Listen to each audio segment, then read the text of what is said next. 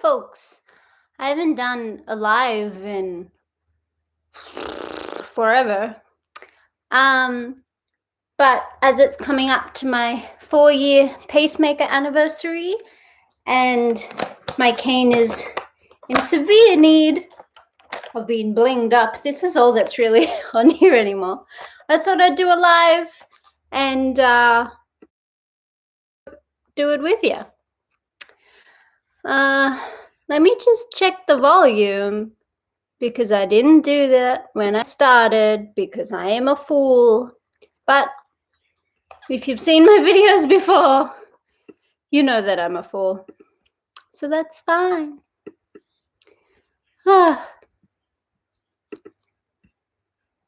Alrighty then. There we go.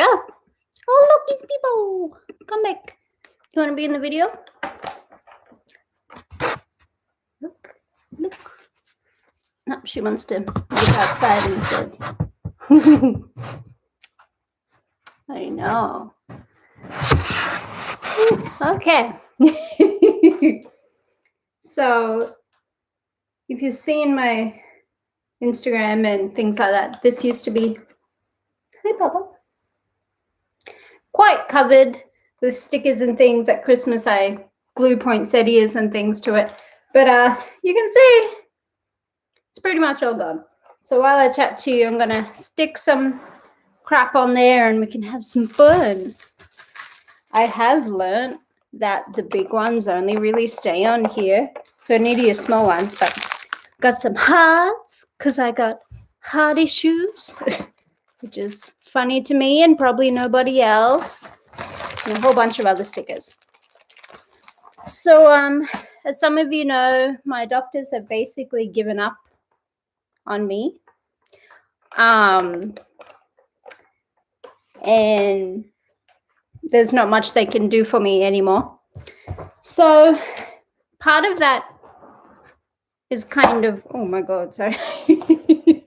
Part of that is freeing, I guess, because then you can be like, well, fuck it, I'm not going to get any worse, so I may as well try and live my life if it's not going to get any better.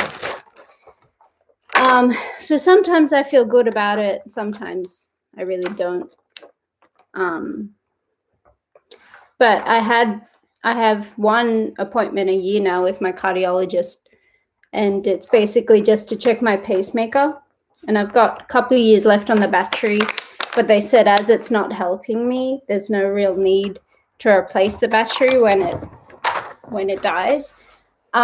This is what the scar looks like now. With 4 years, it's this wide, and see if you can see the shadow. This is how big the pacemaker is, not that wide. I do get pain from it sometimes if I'm leaning on my chest. Yeah, but it's not that bad. And in the 4 years that I've had it, it has helped me once. And so this check was kind of interesting because, you know, each year I go, oh, has it kicked in, you know, and I feel it doing its check. It wakes me up every morning. It's depending on daylight savings, it's either 1 a.m. or 2 a.m. And it wakes me up because it kind of shocks you to check that everything's still working. And they're usually like, nah, hasn't kicked in. Sucks to be you. Sorry about that. Please give me $400 and we'll see you next year. But this year it actually kicked in once. I don't remember feeling it, which is kind of a super bummer. But oops, this one's not sticky. It still kind of sucks that it hasn't helped. And if you've seen some of my other pacemaker videos, you would have seen that I got it 4 years ago when I was 24. Yeah, 24. I got it because they thought, even though I had neurocardiogenic syncope, which has bradycardia, which is the slow heart rate, and I also had POTS, postural orthostatic tachycardia syndrome, which has tachycardia, which is the high heart rate. They thought that, 80% of my problem was the bradycardia and, only 20% was the tachycardia. But once they put it in, they realized it's very much the other way around. And my main problem is the tachycardia, which the pacemaker couldn't help for. It was only meant to kick in and save me when my heart rate dropped to 50 beats per minute, which it does get close to, but usually I'm sitting at like 110, so it doesn't really help me. I just feel like shit all the time instead, and can't weld and can't chainsaw and can't stand at security entrances to shops long without feeling like I'm gonna vomit, and got to keep my ukulele a bit away from me, and my mobility scooter makes me feel sick sometimes. But so yeah, it kind of sucks big time. But what are you gonna do? I don't have a lot of money to check other things to do, and apparently I've tried all the drugs and tried all the things that are out there for me in Australia, so just gotta keep on living, I guess, which some days is harder than others.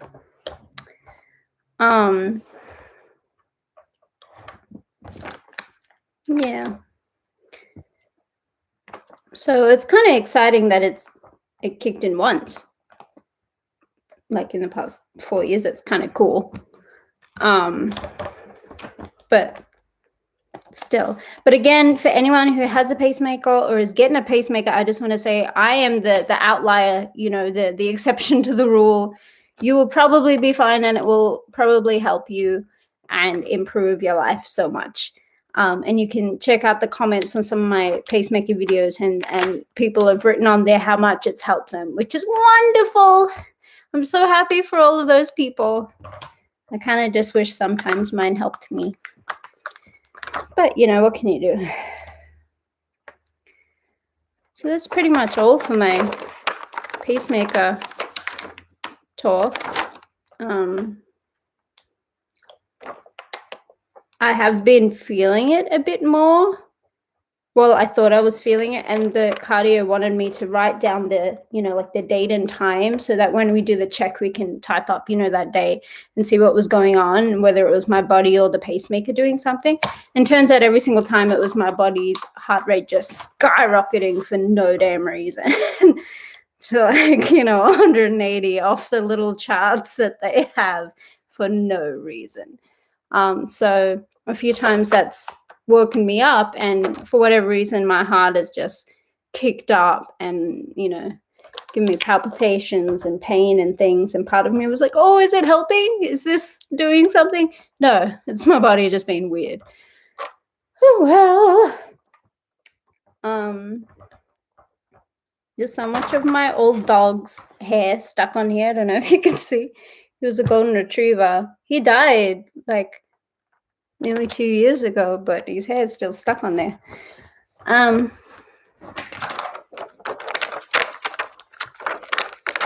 But yeah, so that's pretty much all the pacemaker talk. But each year I do a little update of, what's been happening, but there isn't really an update anymore with the pacemaker. I think they said I have 5 to 7 years left on the battery, and then usually for people who are dependent on it, for people whose pacemaker actually works and helps them, they'll replace it before the battery dies, obviously. So say if it was 5 to 7 years, they might replace it at the 4-year mark. But for me, they're just going to leave it in there because there's no upside to causing further trauma to the body,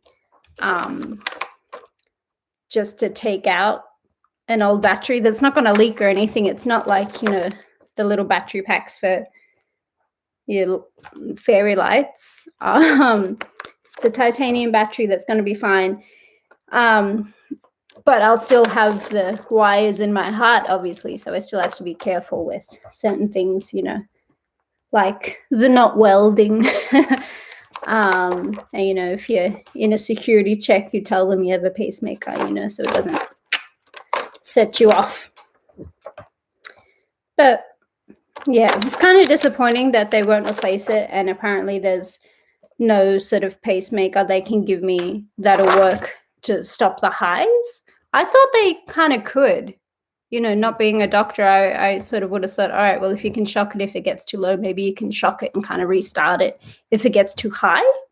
But apparently not. I have seen things too with people with certain types of epilepsy, and because it's quite similar to dysautonomia in certain things, they have basically like a little pacemaker in the brain that will shock it. And considering the issue that I have, it's the brain not sending proper signals to the heart. So the heart is physically fine. It's because certain neurotransmitters are damaged or died that's causing the issue. So because it's a brain issue, I would have thought then, can you put a microchip in there or, you know, do something in there to help? But apparently no, that's just for, you know, like medical shows and shit like that. But that kind of sucks. But other than that, my general health has also gone to shit. Don't really know why. What are you doing, Pip? She's scratching at the floor and licking it. Pip. Yeah, little weirdo. But yeah, so my health's kind of shit. Not last year's check, well, because my pacemaker check was on February, Jan this year. Last year was again then, and I was meant to be sent to a neurologist because I have terrible migraines and they're happening every few days now. It's like kind of a newer symptom. But I didn't want to go back to my old neurologist because he was kind of an asshole and would make me cry all of the time. So I asked my GP to keep an eye out if there's any other neurologists in my state, I don't care where, that specialize in dysautonomia. And apparently not. So I just didn't go. Plus money was weird with, you know, COVID and family things happen. So I had to put my energy into that and not into my own health, which is fine. But that's just been bad, and my lethargy and just general fatigue has all gone down the toilet. Speaking of toilet, IBS has gotten a hell of a lot worse. I bloat up so much all the damn time now. And that makes my chronic pain worse in my hip, which is lovely. Not. The other day I dyed my hair. I put a bit more pink in there. And I had to have 3 showers that day to wash out the things. I sat on the shower chair and just put my head in there. But I passed out like 6 times. And then, you know, I was expected to do dinner and things. And it's just very difficult.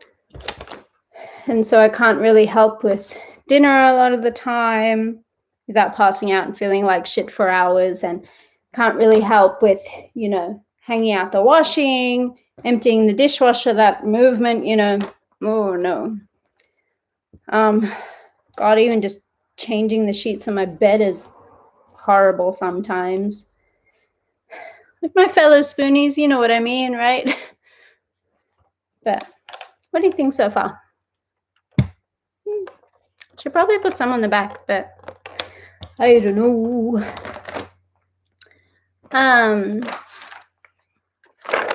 Yeah, so it's been pretty awful. And then the whole ableism getting a hell of a lot worse throughout COVID as well. It's just blatantly obvious that society does not care about disabled people. And us disabled people, we knew that already. But see people on Facebook, you know, complaining about masks and it's my freedom to infect and kill others. Like, oh my God. I realize part of privilege is ignorance, and that's not always a bad thing. It's not a personal, oh, you're a terrible person because you're so ignorant. No, it's you know, sometimes you don't know things until you know things. Lost a viewer with that talk. But if somebody tells you, oh, what you're doing is actually hurting people and is very dangerous, then you go, oh, I'm sorry, I didn't know that. And then you change your ways. And, you know, it's the same with everything. And that's fine. But I was kind of disappointed in some of the people I knew in my personal life who know me and know the struggles that I face, and then knowing some of the health battles my family was going through. And then they're still bitching about how masks is against their human rights, which it's not, by the way. The human rights is to protect other people. So you're actually shitting all over that. But, you know, going out to house parties and inviting people over to your house when it's meant to be in lockdown, and, you know, extended family when it's only meant to be, you know, your one household. And they're like, oh, it's for my mental health. And yes, mental health is important, but how do you think about all the other people whose mental health you were screwing over because you wanted to party with your uncle or whatever? You know, it's just really insensitive and is costing people's lives, you know, and they don't care. They know and they don't care. So I've gotten a bit more political on Facebook with that, just to sort of show these people being like, I love you, but you're being an asshole, you know? And that's kind of what two of my songs were that came out. One was last year, one was this year. The last year's one got quite popular on TikTok and Instagram. It's Wear a Mask. And that's the don't be daft, wear a mask. It's not that fucking hard, so just do your fucking part. You know, that bit. Which I was really excited to see so many people using it and singing it, because, you know, they know what it's like, and they know that, yeah, it's uncomfortable. And obviously this is excluding people who have medical reasons to not wear a mask. It's perfectly fine.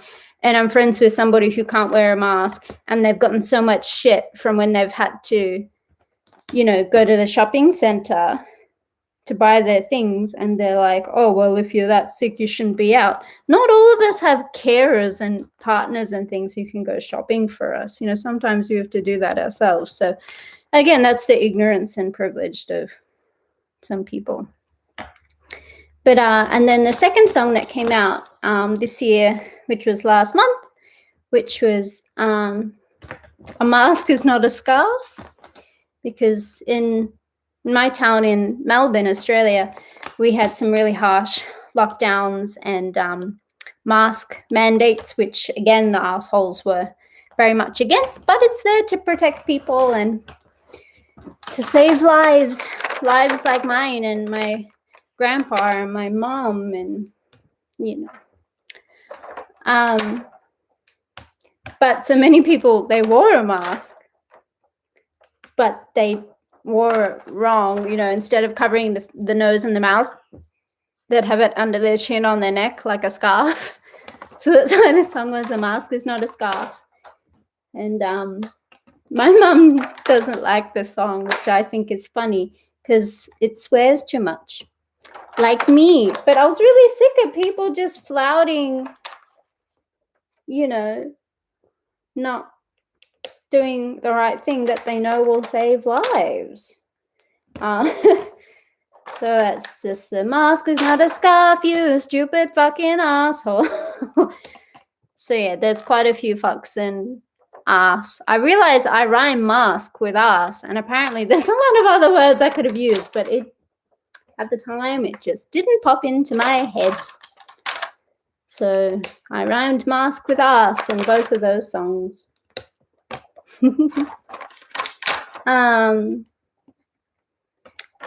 Yeah, so last year wasn't actually that different for me physically, I guess, with the staying home with the lockdown orders and all that, because I barely got outside anyway. I see my friends like once a year near Christmas. Other than that, I don't see them. They have busy lives. They can't come all the way to my house on, the other side of town, and I can't always get on public transport to see them. So,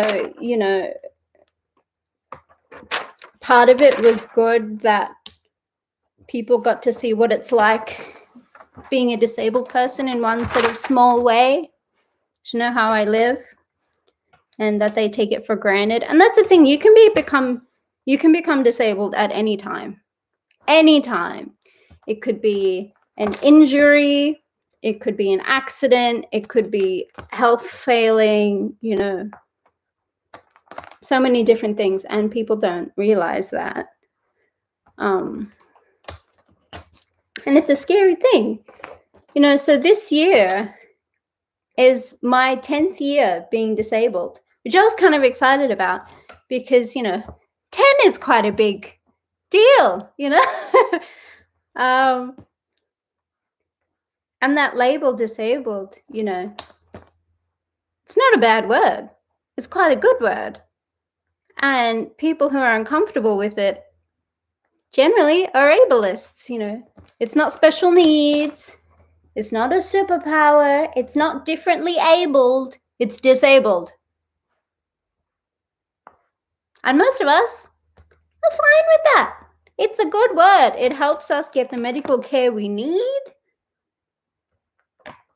And, obviously, if you're not comfortable labeling yourself that, you don't have to, All of this is generalized. I'm mainly talking to able-bodied people here, I assume, of saying, like, don't call other people different names. Use the real name,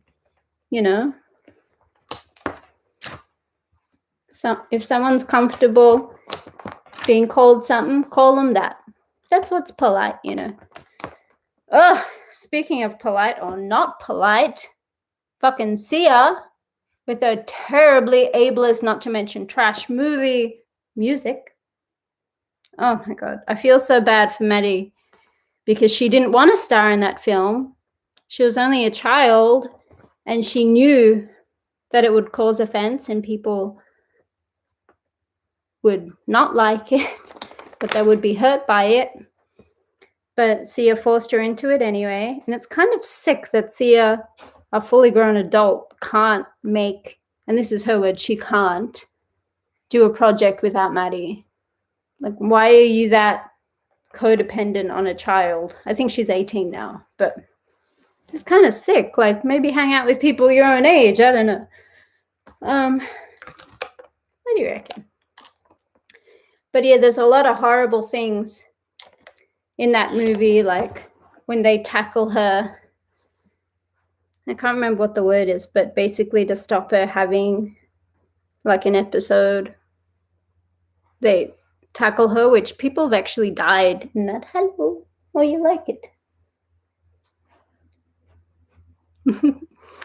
And there's a lot of great autistic people on Instagram and TikTok who talk all about it. I am not autistic, so I can't really talk about it. But basically, don't support Sia. She is an ableist. She's a terrible person. She knew what she was doing was wrong.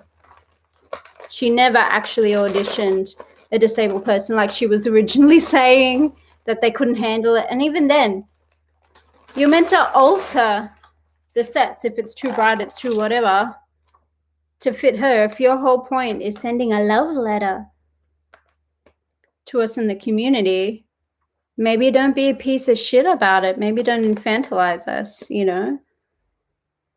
Ugh. It's horrible. Pure inspiration porn for ableds to be like, man, I'm so glad my life isn't like that. Ugh. Anyway. Sorry. Been on a bit of a rant. There's been a lot of ableism recently that I've seen and heard and encountered physically, and it's just, I'm not a fan, and I'm doing my best to be a good advocate because I'm in the community and I have the ability to use my voice, and I have platforms like this where I can use my voice to let others know about ableism and how deeply ingrained ableism is in our society. Like, I was teaching somebody online the other day.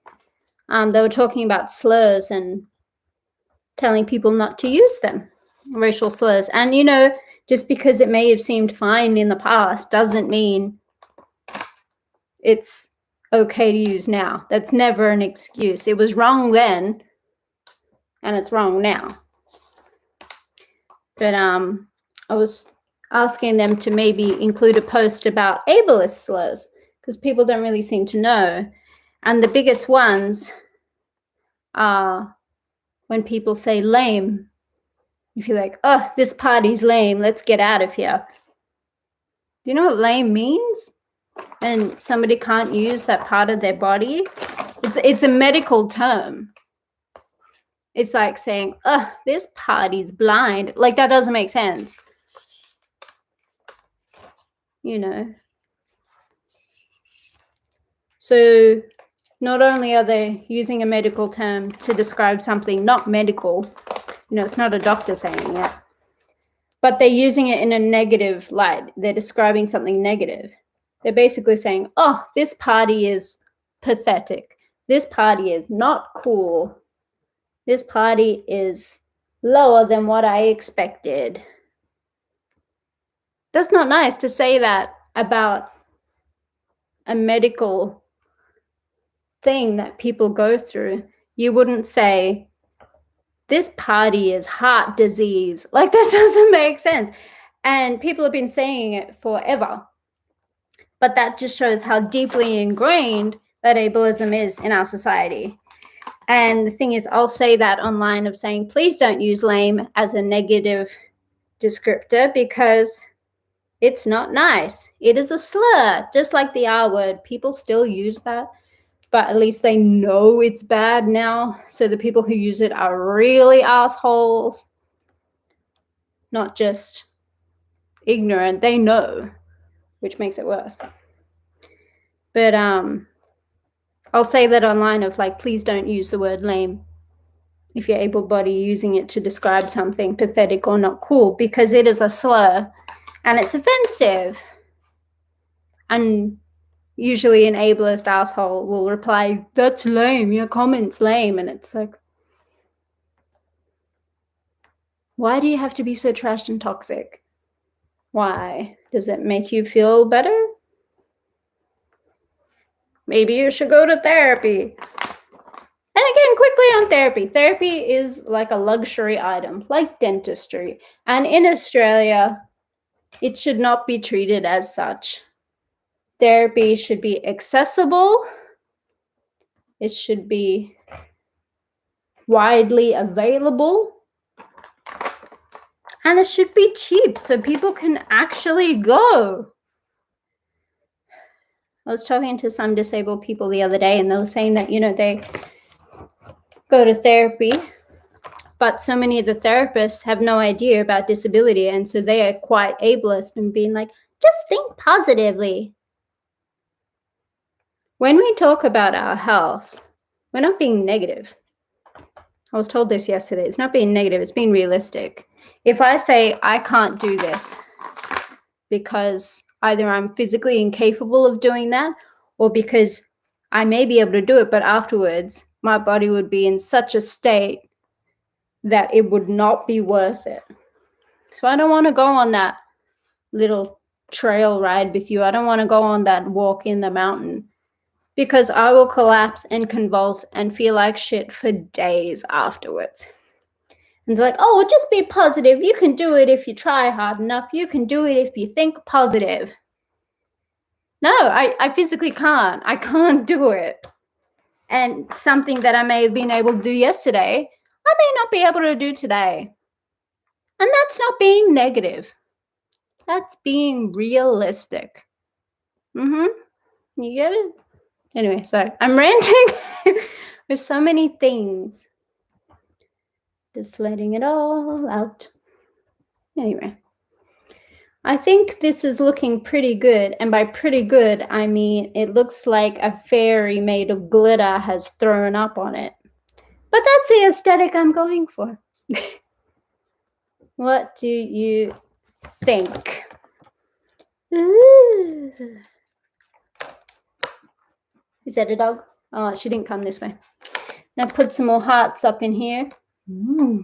I can't put anything on here because that's where I sit down. And you can't put anything on this bit because it moves like that. And then you can't put anything here because it shuts like that. Now, hi, do you like it? There's a man across the street working in his yard and Pip does not appreciate it. So I'll finish up now, but I just want to say I've gotten a lot of feedback on my mobility aids from when I've decked them out. And most of it, well, actually all of it except for one, has been insanely positive. And I remember there was a woman once, I was walking through Flinders Street Station and she stopped me and she was like, this is so cool. And she was told to use a cane, but she didn't want to use it because she felt self-conscious. And she was quite a fashionable woman. And she was saying that she cares about that aesthetic. That's who she presents herself as, you know. And I'm like, I totally understand. And that's why I make my cane fun. I make it pretty how I like. I put that aesthetic on there. Because the thing is, people are going to stare anyway. They stare and give me dirty looks because I am young and I don't look like I should be sick. And it's either the pity of, oh, life must be terrible. It is terrible, but not because of what you think. Or there's the, oh, she's faking, you know, using it as a prop. But it's just because I like cute things. So I make my things cute. It's just like putting on cute earrings. It's an accessory that I've decided to be like, oh, it's so pretty. I'm going to use it anyway. I like altering myself to fit an aesthetic. Hence the, I lost one. Hence the hair and the tattoos and, you know, so why wouldn't I do that to an extension of my body, my mobility aid? You know, people are going to stare anyway. I may as well make it, you know, worth the look. But the thing is, it makes me feel happy, gives me confidence. And I like that. Just like wearing a cute pair of shoes that gives you confidence. Same thing. Plus, my friends would joke that in some of their houses, they might find like one of the little gems. And they'll say it's kind of like breadcrumbs. So if I ever go missing, they'll know where to find me. They'll just follow the little breadcrumbs. Anyway, thank you for coming along to my super weird rant while I decked out my super cool cane. Look at that. So pretty. I hope you have a very good day. I will be resting with my legs up for the rest of the day with the dog because it is quite hot. Hence, I didn't do the makeup. I didn't cover all the pimples because I'm exhausted. Anyway, have a good day. Thank you so much for joining me. Be safe, and I'll see you soon.